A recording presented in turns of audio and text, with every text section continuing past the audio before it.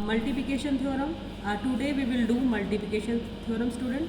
Addition theorem हम कर चुके हैं। एडिशन थ्योरम में आपका केस था म्यूचुअली एक्सक्लूसिव और not mutually exclusive. In the same way multiplication में भी आपके दो केस होंगे, लेकिन यहाँ पे होगा इंडिपेंडेंट इवेंट और डिपेंडेंट इवेंट। तो पहले हम करेंगे इंडिपेंडेंट इवेंट के केस में। अब इंडिपेंडेंट इवेंट्स होते क्या है?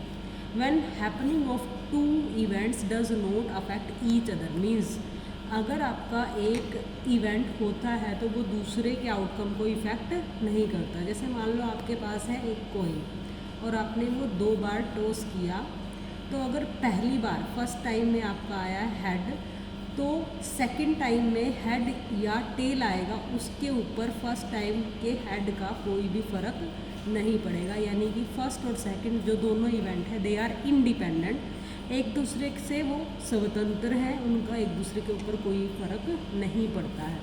तो यहाँ पे प्रोबेबिलिटी आप लिखोगे कैसे इसको? Probability of A into B is equal to probability of A into B. और यहाँ पे आप इसको 3 इवेंट तक एक्सटेंड कर सकते हो, 4 तक, वो आपके जितने भी इवेंट होंगे।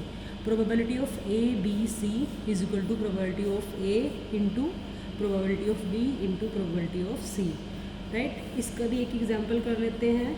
आपको एग्जाम्पल करना है और एग्जाम्पल को समझना है, तभी आपको चीज़ें समझ में आएंगी। सपोज आपके पास एक एग्जाम्पल है, अ coin is tossed, right, a coin is tossed 3 times, right?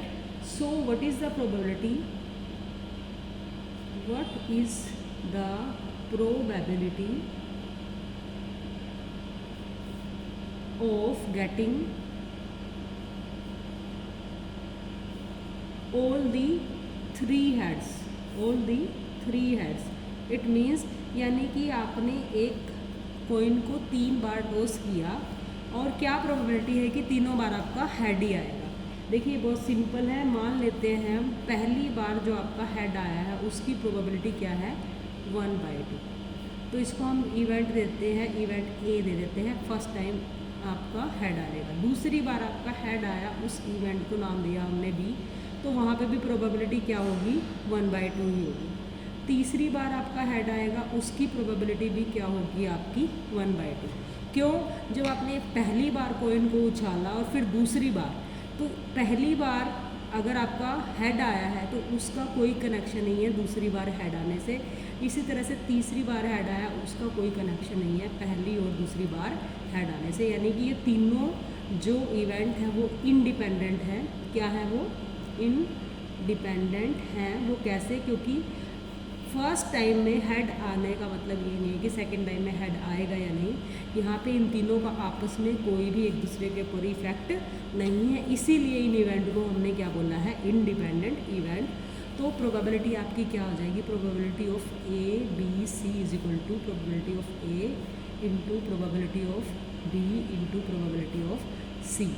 ठीक है, तो ये आ जाएगा आपका 1/2 इंटू 1/2 इंटू 1/2, तो आपका आंसर होगा 1/8।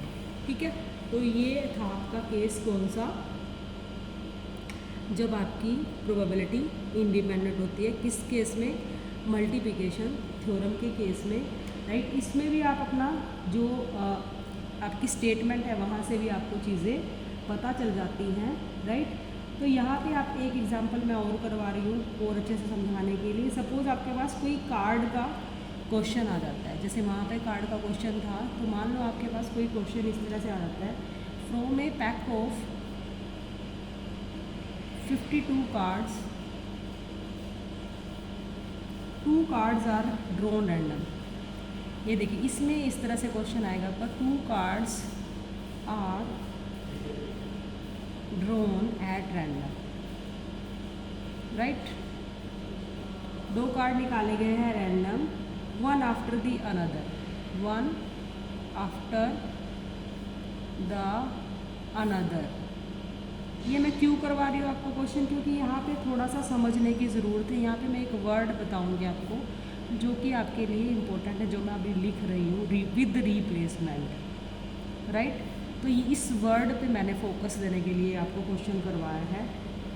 Right, with replacement. इसका मीनिंग देखना आपने, क्योंकि जो डिपेंडेंट है उसमें विद रिप्लेसमेंट आता है डिपेंडेंट इवेंट में, इंडिपेंडेंट इवेंट में, और जो मैं नेक्स्ट कराऊंगी आपको डिपेंडेंट इवेंट उसमें आएगा विदाउट रिप्लेसमेंट। तो ये वर्ड बहुत इंपॉर्टेंट है पहचान करने के लिए कि कौन सी तो थ्योरम लगेगी। इस पहली जैसे ही आपको रिप्लेसमेंट वर्ड मिल गया तो आपकी मल्टीप्लिकेशन थ्योरम लगनी ही लगनी है। अब आपको देखना है विद वर्ड, अगर विद है तो ये इंडिपेंडेंट इवेंट है तो वो वाला केस इसमें रहेगा, right.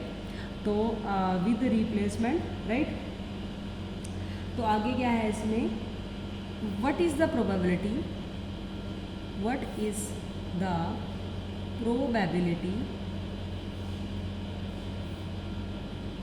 That both cards are kings, दोनों ही कार्ड्स क्या है, किंग है, राइट। तो क्या प्रोबेबिलिटी है इसकी, देखिए इसमें सबसे पहला आपका टोटल कार्ड मैंने आपको पता ही आपको कितना होता है, तो सबसे पहले हम कर लेते हैं कि जो हमने पहला कार्ड ड्रॉ किया, सॉल्यूशन देख लेते हैं।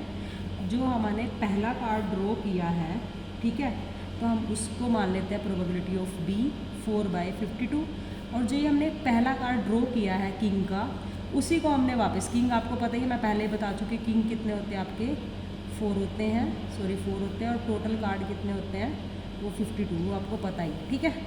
तो यही कार्ड हमने वापस रख दिया, तो दूसरी बार जब हमने किंग निकाला तब भी कितने हो गए, क्योंकि आपने जो किंग निकाला था वो वापस रख दिया, तो वो उसका भी 4/52 हो जाएगा। तो आपका प्रोबेबिलिटी ऑफ ए और बी क्या हो जाएगी, 4/52 इंटू 4/52, तो ये आ जाएगी 1/13 इंटू 1/13, ये आपका आंसर आएगा 169, ठीक है। तो आपको समझना है ये word with replacement, without replacement, जहाँ भी मिल गया है तो वो आपका केस कौन सा होगा, मल्टीप्लिकेशन थ्योरम का। अगर विद रिप्लेसमेंट है तो वो कौन सा होगा केस, ये वाला केस होगा, क्योंकि वो हमने वो पत्ता निकाला और वापस से रख दिया। तो आपका ये आपका क्वेश्चन इस तरह से बन जाएगा। जो डिपेंडेंट केस है वो आपको नेक्स्ट वीडियो में आपको कराऊंगी। आई होप आपको समझ में आया होगा, कुछ ना समझ में आया तो आप कमेंट में डाल सकते हो। Thank you very much.